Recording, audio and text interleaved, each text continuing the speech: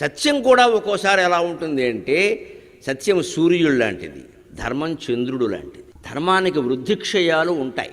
చంద్రుడికి ఉన్నట్టే శుక్లపక్షంలో వృద్ధి, కృష్ణపక్షంలో క్షయం ఉంది కదా. ధర్మానికి కూడా వృద్ధి క్షయాలు ఉంటాయి. అంతే భగవంతుడు ధర్మం పూర్తిగా క్షీణించినప్పుడు నేను అవతరిస్తాను అన్నాడు. సత్యం క్షీణించినప్పుడు అనలేదు. సత్యం క్షీణించదు, ఎప్పుడూ ఉంటుంది. సత్యం కోసం భగవంతుడు అవతరించడు, ధర్మం కోసం భగవంతుడు అవతరిస్తాడు. ధర్మ సంస్థాపనార్థాయ సంభవామి యుగే యుగే అన్నాడు. సత్య సంస్థాపనార్థాయ అని ఆయన అనలేదు. సత్ అంటే ఆయనే, అది క్షీణించదని ఆయనకు తెలుసు. ధర్మం క్షీణిస్తుంది. ధర్మం చంద్రుడు లాంటిది, సత్యం సూర్యుడు లాంటిది. కానీ ఒక్కోసారి ఆ సత్యం కూడా ఎలా ఉంటుందంటే, నతత్ సత్యం యచ్చలేనానువిద్ధం. సూర్యుడిని కూడా మబ్బులు గమ్మేస్తే మీరు గమనించాడు, అప్పుడు సూర్యుడు కనపడ్డావు. ఎప్పటికీ కొంతమందికి మన దేశంలో ఒక నియమం ఉంది, సూర్యుడిని చూస్తే కానీ భోజనం చేయరు. కొంతమంది సూర్యుడు కనపడిపోతే భోజనం చేయరు. మా బంధువుల్లో ఉన్నారు కొందరు, వాళ్ళకి రోజల్లా మబ్బులు కమ్మాయంటే వాళ్ళు ఉపవాసమే. ఇంకా అది అమావాస్య ఆదివారం అనవసరం, సూర్యుడు కనపడలేదు నేను భోజనం చేయనంటాడు. సూర్యుడు కనపడగానే జోక్చ సూర్యం దృశే అని ఒక నమస్కారం చేసుకుని భోజనం చేస్తారు. అటువంటి నియమం దాన్ని దుర్దినం అంటారు. మేఘచ్చన్నే అన్ని దుర్దినం అని అమరకోశంలో ఉంటుంది.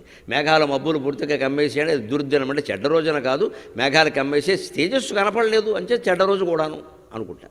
అందు మబ్బులు కమ్మేస్తే మనకి ఇబ్బందే కదా. ఆ రోజు భోజనం చేయరండి. ఎక్కడో వచ్చాడు మొత్తం దొడ్డి వైపుకైనా వెళ్ళి డాబా మీదకైనా వెళ్ళి వాళ్ళకి సూర్యుడిని చూపించాలి, అయితే మొదటి తినరు. అలాంటి నియమాలు ఉన్నాయి. కానీ అటువంటి సూర్యుడు కూడా మరి కనపడిన సందర్భాలు ఉన్నాయి కదా, ఆయన ఉండొచ్చు అక్కడే, కానీ మబ్బులు కమ్మే కదా. అలా సత్యం కూడా ఒక్కోసారి మూసుకుపోతుంది. సత్యం ఏమిటో గ్రహించడం కష్టం, అసలు సాక్ష్యాధారాలు దొరకవు. అంచేతనే సత్యం ఎప్పుడు చెలేన అనువిద్ధం కాకూడదు. నా చెలేన అనువిద్ధం, కపటం దాన్ని మింగేయకూడదు. ఒక్కొక్కరు మాట్లాడే మాటలు, తీసుకునే చర్యలు ఎలా ఉంటాయంటే, సత్యాన్ని అసత్యంగాను, అసత్యాన్ని సత్యంగాను అనిపించేలా చేస్తాయి. అదే కపటం అంటే. మన వాక్చాతుర్యంతో సత్యాన్ని అసత్యం చేసేస్తాం, దుష్ప్రచారం చేసేసి అసత్యాన్ని సత్యం చేసేస్తాం. అందువల్ల జాగ్రత్తగా ఆలోచించుకోవాలి. సభ అన్నాక పెద్దవాళ్ళు ఉండాలి, పెద్దవాళ్ళు అన్నాక ధర్మాన్ని చెప్పాలి, ధర్మం అన్నాక సత్యంతో కూడుకుని ఉండాలి, సత్యం అన్నాక నిష్కపటంగా ఉండాలి. అలా ఉందా నీ సభలో? దుర్మార్గాలన్నీ జరిగే నువ్వు వీడియోలు తీసావు, నీకు నిద్ర పట్టమంటే ఎలా పడుతుందాయా అని ఒక్కరోజు రాత్రి నిద్ర పట్టేందుకు జీవితం అంతా నిద్ర పట్టకుండా రేవెట్టాడు. అదే విదురుడు అంటే. చాలా ఖచ్చితంగా మాట్లాడతాడు. ఉండమంటే ఉంటాను, పోతే పోతాను, నీ ఇష్టం, విషయం ఇదేం చెప్పేస్తాడు అంతే.